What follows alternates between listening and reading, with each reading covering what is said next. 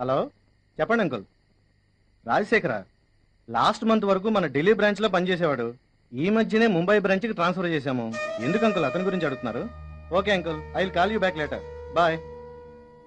అయితే మీ చెల్లికి ఇంతవరకు పెళ్లి సంబంధాలు చూడలేదా? లేదు సార్. ఇంతకీ మీ చెల్లెలు నాతో పెళ్లికి ఒప్పుకుంటుందంటావా? తప్పకుండా సార్. మిమ్మల్ని పెళ్లి చేసుకోవడం ఇష్టమేనని రేపు మా చెల్లెలి చేత మీకు ఫోన్ చేస్తాను చూడండి. నువ్వు ఆ పని చేస్తే అమీర్పేటలో ఉన్న మన బ్రాంచ్ ఆఫీస్ కి నిన్ను మేనేజర్ చేస్తాను. Thank you sir. పద, పద్మ కోసం పట్టుచీర కొనిస్తాను, తీసుకుని వెళ్దు.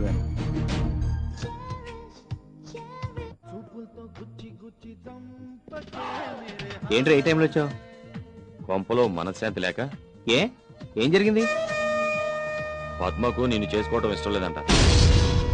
నాతో చెప్పడానికి భయపడి ఇన్నాళ్ళు కాముగా ఉండి మా బాస్ కొడుకు రాహుల్ ప్రేమిస్తున్నట్టు ఇప్పుడు చెప్తోంది. వాడికి కూడా పద్మ అంటే ఇష్టమే అంట. నేను ఎంత చెప్పినది వింటలేదు. ఇన్నాళ్ళు ఏం కావాలన్నా తినాలన్నా డబ్బు లేక ఊరుకునేది. రాహుల్ చేసుకుంటే సుఖపడి చస్తుందిలే అని నేను కూడా ఎక్కువగా బలవంతం చేయకుండా వచ్చేసాను. నీ చెల్లెలు అంతగా అతన్ని ఇష్టపడుతుంటే అతనికి ఇచ్చి పెళ్లి చేయి, నాకెందుకు చెప్పడం? నీకెంత కూర? అది కాకపోతే దేశంలో ఇంకెవరు లేరే ఏంటి? నువ్వు సరే అంటే మా బంధువుల అమ్మాయి ఉంది, చూస్తానంటే చెప్పు, రేపే వెళ్దాం. అక్కర్లేదు, నాకు నిద్ర వస్తుంది. తమరు వెళ్తే నేను పడుకుంటాను. రే రఘు, నేనేదో డ్రామా ఆడుతున్నావు, నువ్వు ఫీల్ అవుతున్నావు. ఇందులో నా ప్రమేయం ఏమీ లేదు. నువ్వు నమ్మితే నమ్ము, లేకపోతే లేదు.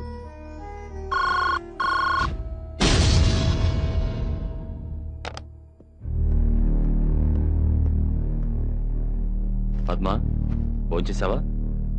నాకు రాహుల్ అంటే ఇష్టం అని నేను నీతో చెప్పానా అన్నయ్య? లేదు. ఏ? మరి రఘుతో ఎందుకలా చెప్పావు? నేనెప్పుడు చెప్పాను? ఎందుకు ఇంకా బుకాయిస్తావు? ఇందాక రఘు ఇంటికెళ్ళి నేనేదో రాహుల్ని దగ్గర ప్రేమించేస్తున్నాను, రఘుని పెళ్లి చేసుకోవడం నాకు ఇష్టం లేదు నువ్వు చెప్పలేదు? చెప్పాను. ఎవరికోసం చెప్పాను? నీకోసం చెప్పాను. నువ్వు రఘుని పెళ్లి చేసుకుంటే ముష్టి నెల జీతం మీద బతకాల్సి ఉంటుంది. అదే రాహుల్ చేసుకుంటే కోట్ల ఆస్తి నీ సొంతం అవుతుంది. అప్పుడు నువ్వు రోజు పీకల దాకా తాగి పడుకోవచ్చు కదూ? ఏంటి ఏం మాట్లాడుతున్నావు? పిచ్చి పిచ్చిగా ఉందా? నాకు కాదు పిచ్చి, నీకు పట్టింది డబ్బు పిచ్చి. అతగాడు నీ సరదాలకి తాగుళ్ళకి డబ్బులిస్తున్నాడని నన్ను వాడికిచ్చి కట్టబెట్టాలనుకుంటున్నావు. నువ్వేమనుకున్నా సరే, నేను రాహుల్కి మాటిచ్చాను. నీ పెళ్లి రాహుల్తోనే జరుగుతుంది, గుర్తుపెట్టుకో. నేను చావనైనా చస్తాను గాని వాణ్ణి మటుకు చచ్చినా పెళ్లి చేసుకోను. నువ్వు రాహుల్ని పెళ్లి చేసుకుంటే నా ఇంట్లో ఉండు, లేకపోతే అక్కర్లేదు.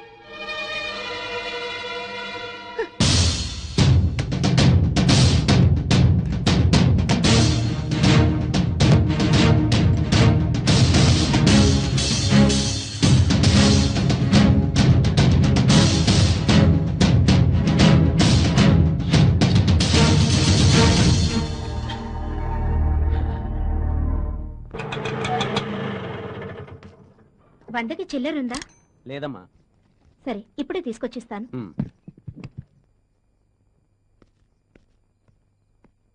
రఘు, 10 రూపాయలుంటే ఇవ్వు, ఆటోకి ఇవ్వాలి. ఏమైంది పద్మా? తర్వాత చెప్తాను గానీ ముందు 10 రూపాయలు ఇవ్వు. ఇవిగో. నువ్వు భోంచేసావా? నాకైతే ఆకలి దంచేస్తోంది బాబు. అది కాదు పద్మా, నువ్వు ఇక్కడికి వస్తున్నట్టు మీ అన్నయ్య చెప్పావా?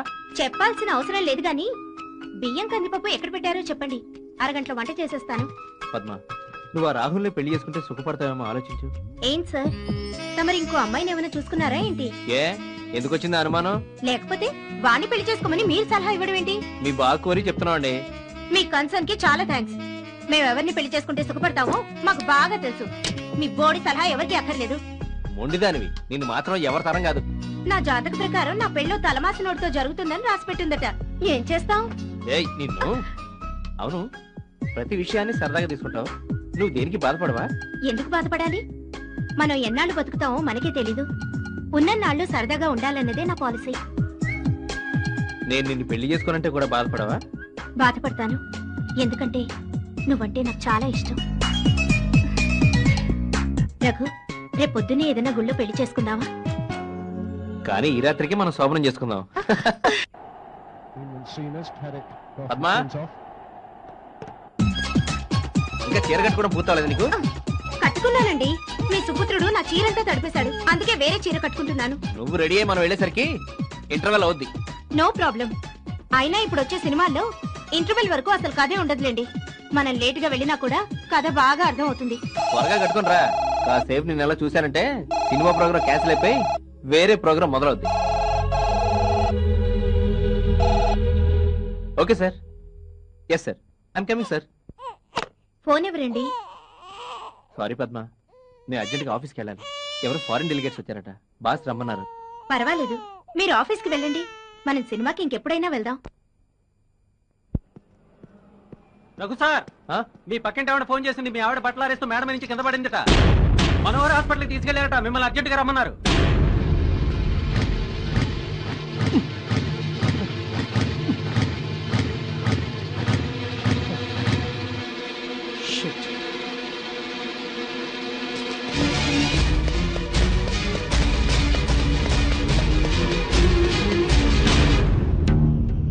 ఎక్కడికి వెళ్ళావు? నేను వచ్చి గంట సేపు అవుతుంది. మధ్యాహ్నం రఘు భార్య మేడ మీద నుండి కింద పడింది. పాపం తలకు దెబ్బ తగిలి రక్తం కారుతుంటే నేను సరళ హాస్పిటల్కి తీసుకెళ్ళాం. రఘు వచ్చే వరకు ఉండి ఇప్పుడే ఇంటికి వస్తున్నాం. అది సరే, పని మనిషి వాళ్ళు కూడా పనిలోకి రాలేదు కదా. మరి నేను వెళ్ళి విషయం ఏమిటో కనుక్కురానా? మీరెందుకు వెళ్ళడం? డబ్బు అవసరం అయితే అదే వస్తుందిలే.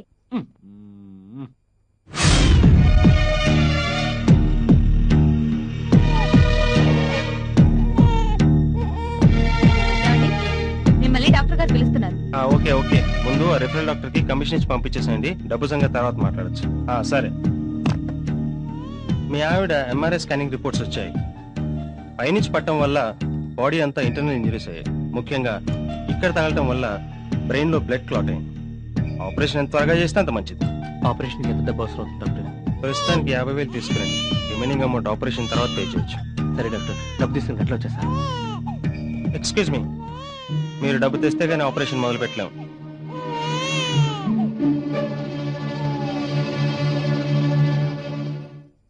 మాధవి, ఇందా లోపల పెట్టు. ఎక్కడివి? ఆ మస్తాను వలి మనకి ఇవ్వాల్సిన అసలు వడ్డీ మొత్తం కల్పించాడావమ్మా. వీడెవడరా ఇప్పుడు వచ్చాడు? ఏమిటి రఘు, మీ ఆవిడికి ఎలా ఉంది? సీరియస్ గా ఉందండి. ఆపరేషన్ చేయాలంటున్నారు. 50,000 అర్జెంట్ గా కావాలి.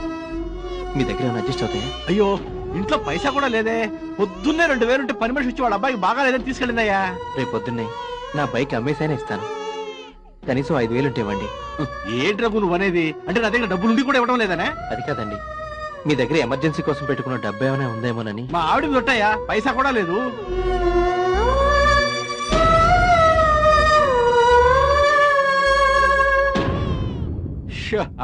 వచ్చింది ఎవరండి? ఎవడో చందా కోసం వచ్చాడులే. వడ్డీతో కలిపి 48,000 లెక్క పెట్టుకోండి. లెక్క పెట్టుకోని కరెక్ట్ గా అంటున్నావు. ఇంతకీ ఈ కరెక్ట్ గా ఉన్నాయా? నువ్వు ఇక్కడే ఉండవు. అరే, మీ ఆవిడకి ఎలా ఉందిరా? Doctor operation చేయాలంటున్నారా? 50,000 దాకా కావాలట. మరి డబ్బు అడ్జస్ట్ అయిందా? నీ దగ్గర ఏమైనా అడ్జస్ట్ అవుతుందేమో వచ్చాను. చూడరా ప్లీజ్. 50,000? అబ్బే, 50,000 అని కాదురా, నీ దగ్గర ఎంత ఉంటుంది? నా దగ్గర ఎంత ఉంటుందిరా? 400-500 కూడా లేవురా. ఎలాగైనా చూడరా, 2-3 రోజులు ఇచ్చేస్తాను. అదేంట్రా అలా అంటావు? నా దగ్గర ఉంచుకొని కూడా నీకు ఇవ్వకుండా దాచుకుని అనుకుంటున్నావా? ఒక్క నిమిషం రా, మా ఫ్రెండ్ ఉన్నాడు, వాడి దగ్గర దొరుకుతాయని కనుక్కుంటాను. ఏమండి రత్న గారు, మీ దగ్గర 50,000 దొరుకుతాయా? 5 రూపాయలు ఉంటే పర్లేదు. అయ్యో లేవు భయ్యా. లేదా? ఓహో, అయ్యగారు అడిగినట్టున్నారు. ఒరే, ఎందుకైనా మంచిది చందుగాడిని అడుగు, వాడైతే గ్యారెంటీగా ఎవడో.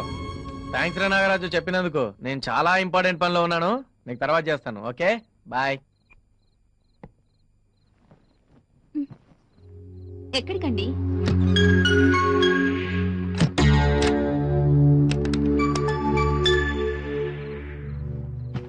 అమ్మయ్యా. ఎందుకు బయట తాళం వేసి వచ్చారు? మా ఫ్రెండ్ వాళ్ళ మిస్సెస్ హాస్పిటల్లో ఉంది. వాడు వచ్చి నన్ను డబ్బులు అడుగుతాడేమోనని. ఎవరు? రఘు అంటారా ఆయన? పాపం చాలా సార్లు మీకు నా ముందే డబ్బులు ఇచ్చాడు, ఇవ్వొచ్చుగా. నా దగ్గర ఎక్కడున్నాయి?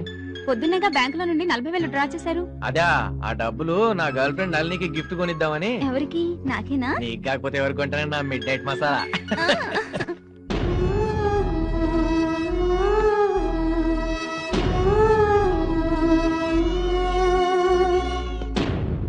పంపించేస్తానండి, మా ఎదతో పంపించేస్తాను వెంటనే.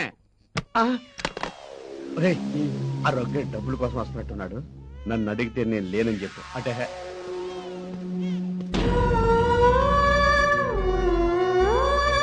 మీ సేట్ లేడా? లేడు. ఎప్పుడొస్తాడు? తెలీదు.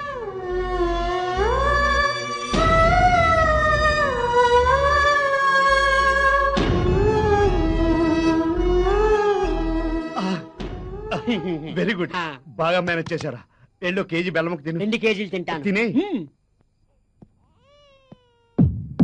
గంటలో వస్తానని ఇంకా ఇక్కడే ఉన్నారేంటండి? ఓ, డబ్బు అడ్జస్ట్ కాలేదా? చూడండి, ఆపరేషన్ వెంటనే చేయాలి. తర్వాత పేషెంట్కి ఏమైనా అయితే మాత్రం మమ్మల్ని మీరు బ్లేమ్ చేయొద్దు. దేవుడి మీద భారం వేసి కూర్చోండి, ఆయనే వచ్చి కాపాడతాడు.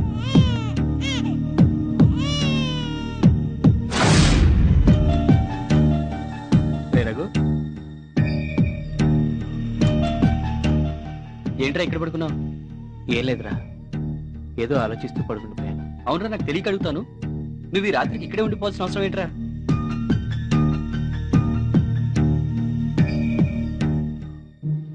రే, ఇలా అంటున్నానని మరోలా అనుకోవద్దు. నువ్వంటే రెండో పెళ్లివాడివి, కానీ తను ఎన్నో కోరికలతో నిన్ను పెళ్లి చేసుకుని ఉంటుంది. అదేం పట్టించుకోకుండా తన మానం తను వదిలేసి నువ్వు ఇలా తిరుగుతూ ఉంటే ఏదో ఒక రోజు తన దారి తను చూసుకుంటుందిరా. పరిస్థితి అంతవరకు రాకుండా జాగ్రత్త పడడం మంచిది, లేకపోతే నీ పరువు రోడ్డున పడడం గ్యారంటీ. ఏమండి, అటు సైడ్ ఇద్దరు అమ్మాయిలు వెళ్ళారు, చూసారా? చూశాను కానీ వాళ్ళు అమ్మాయిలు అబ్బాయిలో తెలియట్లేదండి. అదేంటి, అమ్మాయిలో అబ్బాయిలో ఆ మాత్రం తేడా తెలీదా? ఎలా తెలుస్తుందండి? వాళ్ళ ఒంటిలో బట్టలు ఉన్నాయి. పోలీసు ఎటకారాలొద్దు, ఎన్కౌంటర్ అయిపోతావు.